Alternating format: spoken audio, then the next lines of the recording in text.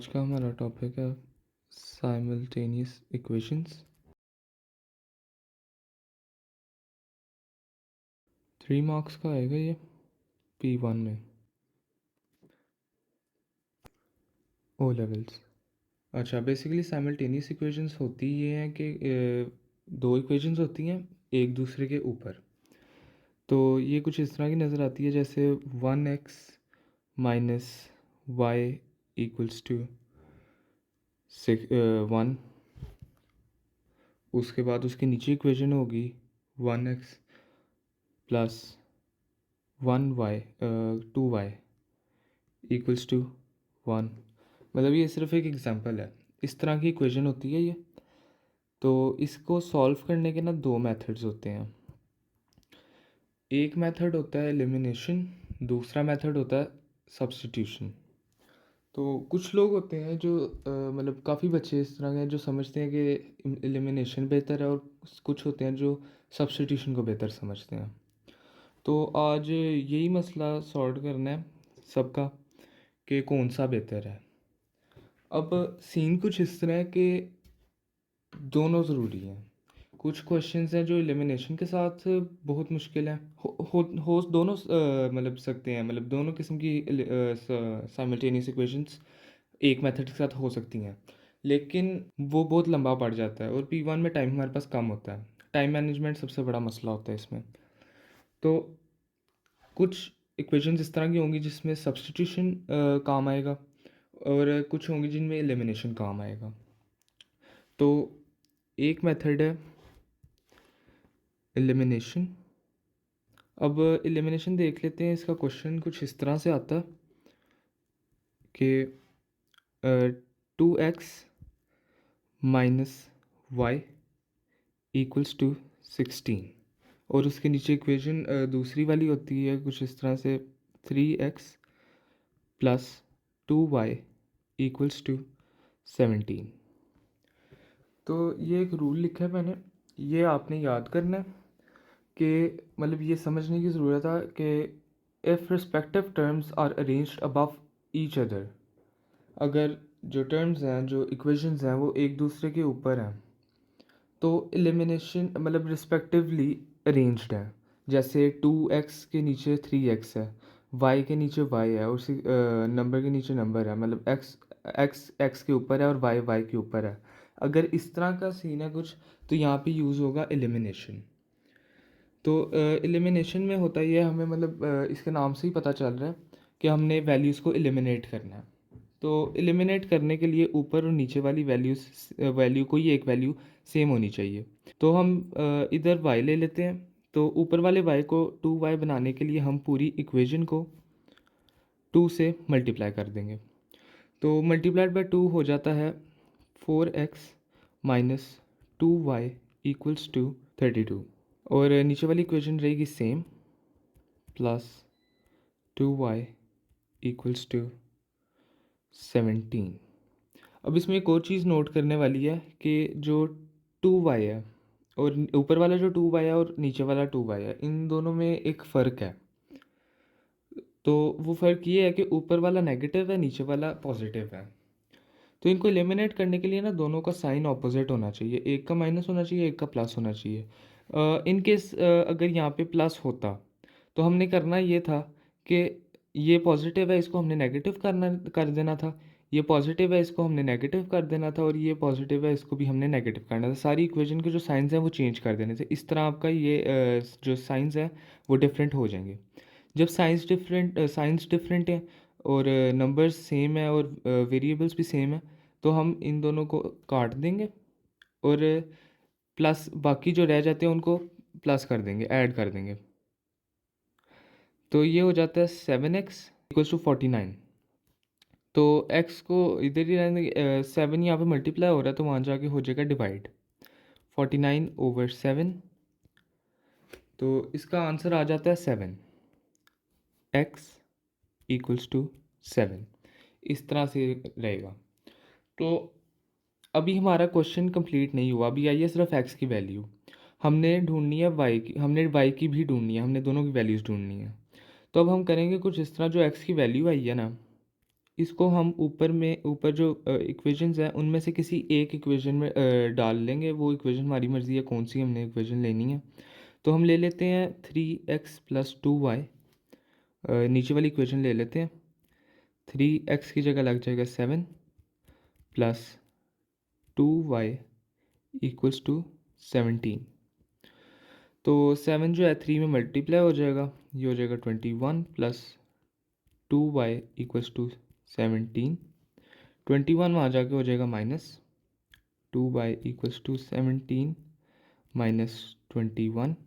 तो इसका आंसर आ जाएगा -4। -4 आंसर आ गया। अब इसमें y मल्टीप्लाई हो रहा है 2 से, तो फिर 2 हम उधर लेके जाके डिवाइड कर देंगे। जब हम डिवाइड करेंगे तो y का आंसर आ जाएगा -2।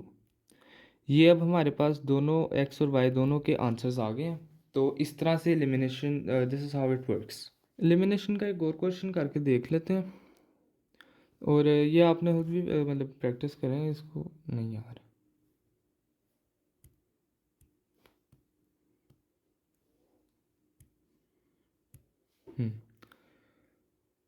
एलिमिनेशन का एक और क्वेश्चन करके देख लेते हैं।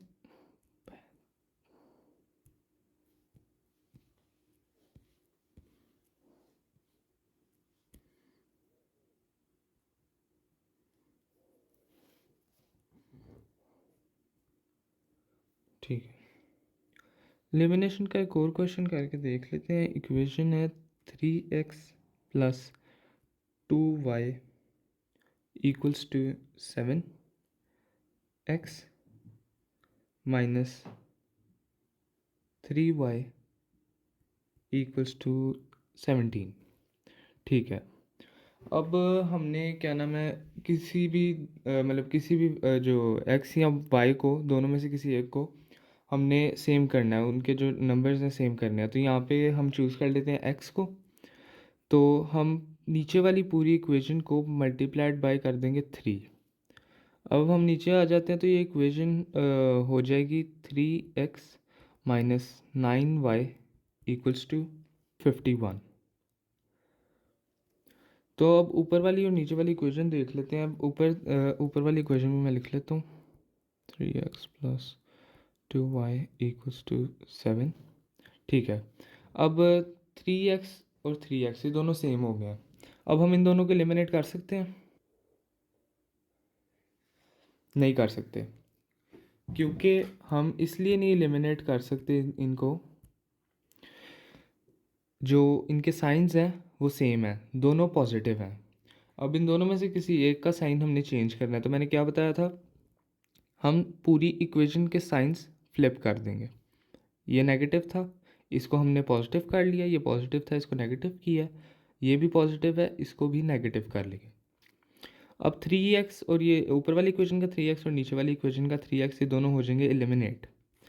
अब हमने 2y और 9y को ऐड कर देना, ये हो जाएगा 11y = हमने -51 और 7 को भी ऐड करना है, तो ये हो जाएगा -44,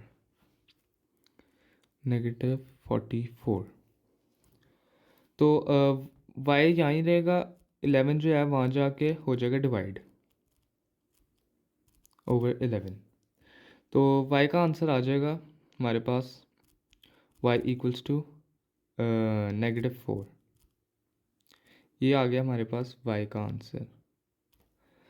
अब हमने क्या नाम है फाइंड करनी है x की वैल्यू। तो अब हम करेंगे कुछ इस तरह कि हम y की जो हमारे पास वैल्यू आई है ना, उस -4, उसको हम पुट कर देंगे किसी इन दोनों में से किसी एक इक्वेशन में।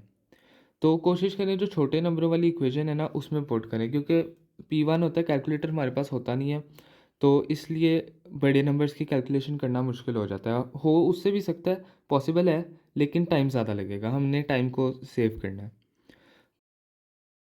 तो अब हम इसको पुट कर लेते हैं ऊपर वाली इक्वेशन में।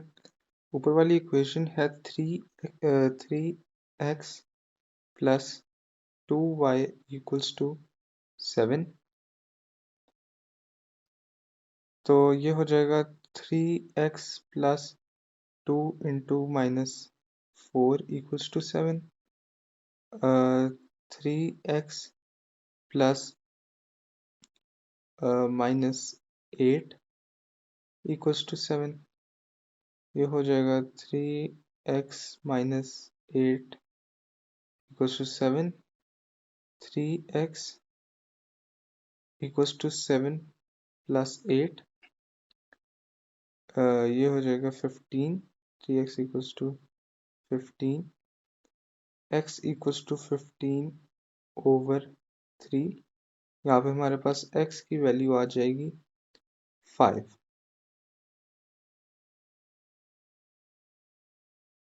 तो अब सब्स्टिट्यूशन देख लेते हैं किस तरह से होती है। सब्स्टिट्यूशन का एक क्वेश्चन करके दिखाता हूँ। क्वेश्चन है 3x इक्वल्स टू 7y और नीचे वाली इक्वेशन है 12y equals to 5x minus 1। अब यहाँ पे एलिमिनेशन से सॉल्व करना बहुत मुश्किल है।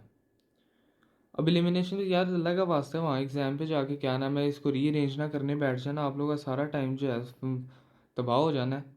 तो अगला सवाल करने जो का आपने रहना कोई नहीं। तो इसको एलिमिनेशन से सब्स्टिट्यूशन सीख लो तो ये बड़ी आसानी से हो जाता है। तो मैं यहाँ पे पॉइंट्स लिख रहा हूँ। मेक एक्स और y subject from one equation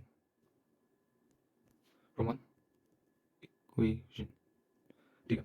और दूसरा ये रहेगा कि put this in other equation, put this in the other equation ठीक है। तो अब क्वेश्चन के मुताबिक हम सॉल्व करते हैं। तो step 1, making x subject from first equation. Equation में यहाँ पे लिख देता हूँ 3x इक्वल्स टू 7y। अब इसमें हमने x को क्या नाम है सब्जेक्ट बनाना है, तो x यहाँ रहेगा equals to 7y over 3। Step 2, put this in the other equation. दूसरी इक्वेशन थी 12y equals to 5x minus 1। अब वो हमने जो x को बनाया था सब्जेक्ट यहाँ पे प्लेस कर देंगे, तो ये हो जाएगा 12y इक्वल्स टू 5, x की जगह आ जाएगा 7y ओवर 3 माइनस 1। 5 कर देंगे मल्टीप्लाई, 5 मल्टीप्लाई किया तो ये हो जाएगा 33y ओवर 3 माइनस 1। 1 जाके वहाँ कर देंगे 12 के पास plus 1 plus 12y equals to 33y over 3। फिर 3 वहाँ जाके हो जाएगा मल्टीप्लाई,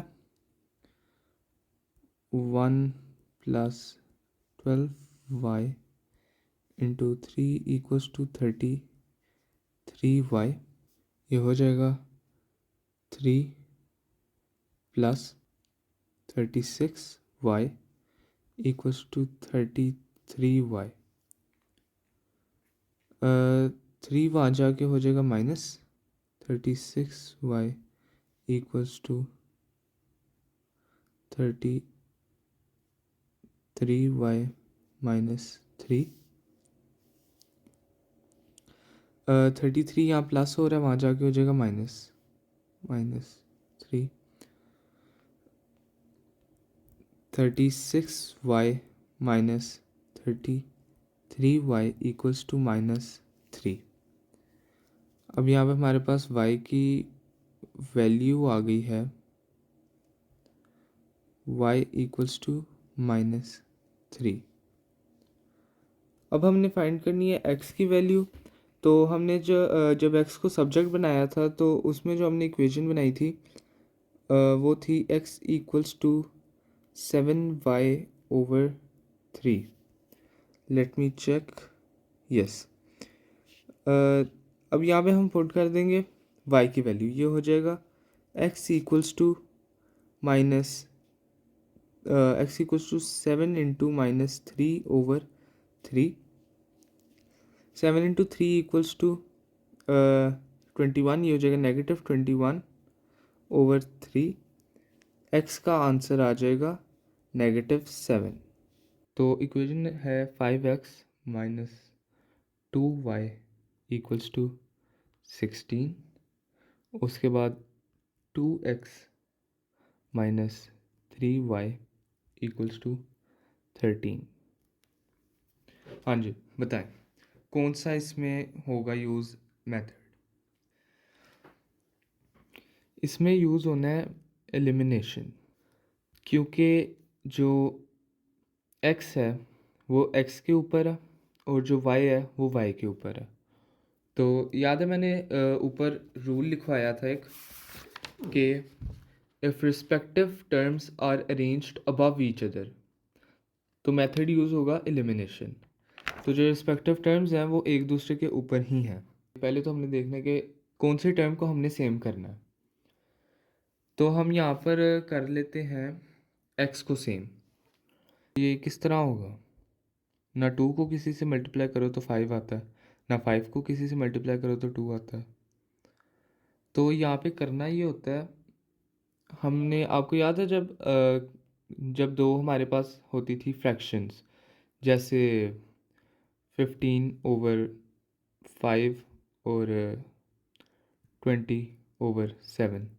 इन फ्रैक्शंस को हमने ऐड करने के लिए डिनोमिनेटर को सेम करना होता था। हम कैसे करते थे, हम 5 को मल्टीप्लाई कर देते थे 7 से और 7 को मल्टीप्लाई कर देते थे 5 से, तो सेम डिनोमिनेटर सेम हो जाता था। तो यहाँ पर भी हमने यही करना है। ऊपर वाली इक्वेशन को मल्टीप्लाई कर देंगे 2 से, नीचे वाली इक्वेशन को मल्टीप्लाई कर देंगे 5 से।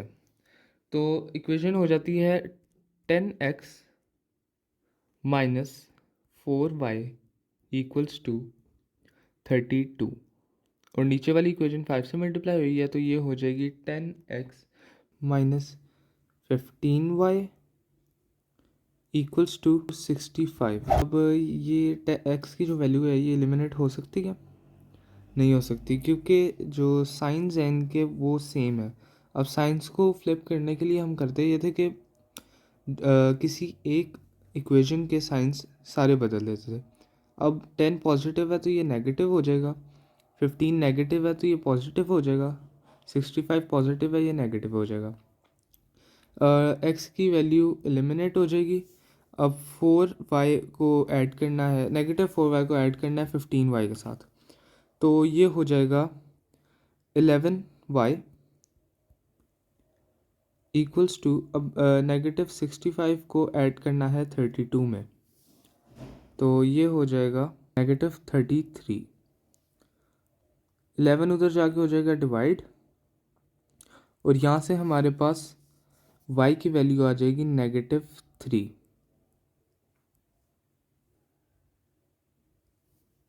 हमने x की वैल्यू ढूंढनी है। x की वैल्यू ढूंढने के लिए y की वैल्यू को हम किसी भी इक्वेशन में पुट कर देंगे।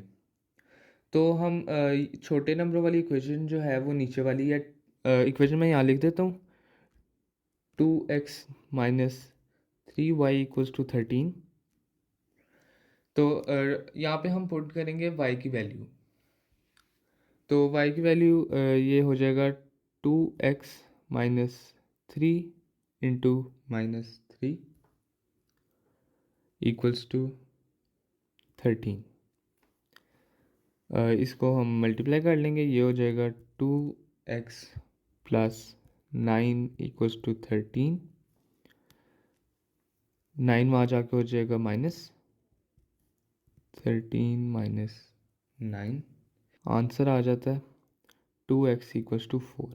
अब यहाँ पे जो 2 है वो वहाँ जाके हो जाएगा divide, x equals to 4/2, x equals to 2। ये हमारे पास आ गई x की वैल्यू। अब एक और सवाल देख लेते हैं। क्वेश्चन है 3y इक्वल्स टू 2x और नीचे वाली इक्वेशन होगी x plus 2y equals to 21। हाँ जी, यहाँ पे एलिमिनेशन लगेगा सब्सटीट्यूशन, यहाँ पे लगेगा सब्सटीट्यूशन, क्योंकि जो टर्म्स हैं वो सेम नहीं है, एक दूसरे के ऊपर नहीं है। x जो ऊपर वाली टर्म है x इक्वल के बाद है, यहाँ पे x इक्वल से पहले है। ऊपर वाली इक्वेशन में से हम y को बना लेते हैं सब्जेक्ट, तो y equals to 2x over 3। ठीक हो गया। अब हमने इस वैल्यू को पुट करना है दूसरी इक्वेशन में, तो दूसरा हो जाएगा x plus 2 into 2x over 3 equals to 21। 2 को हम कर देंगे मल्टीप्लाई, तो ये हो जाएगा x plus 4x over 3 equals to 21। 3 को हमने वहाँ जाके करना है मल्टीप्लाई, लेकिन मल्टीप्लाई करने के लिए हमें जो है x के नीचे भी 3 चाहिए, तो हम x को कर देंगे मल्टीप्लाइड बाय 3। इसका डिनोमिनेटर भी 3 हो गया, अब ये पूरा क्या नाम है ओवर 3 है, तो 3 वहाँ जाके हो जाएगा मल्टीप्लाई।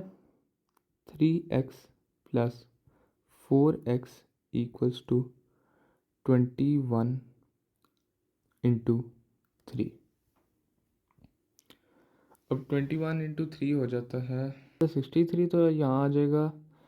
अब हमने एक और काम करना है, 3x को प्लस कर देना 4x से, 4 5 6 7, तो ये हो जाएगा 7x इक्वल्स टू 63। x यहीं रहेगा, 7 उधर जाके हो जाएगा डिवाइड 63 ओवर 7, तो इसका x का आंसर आ जाएगा 9। ये हमारे पास आ गया x का आंसर। अब हमने ढूंढना है y का आंसर। x को हम पुट कर देंगे इस वाली इक्वेशन में जो हमने बाद में बनाई है, तो y equals to 2 into 9 over 3, 9 into 2 हो जाता है 18, y equals to 18 over 3, y equals to 6। ये हमारे पास आ गया y का आंसर।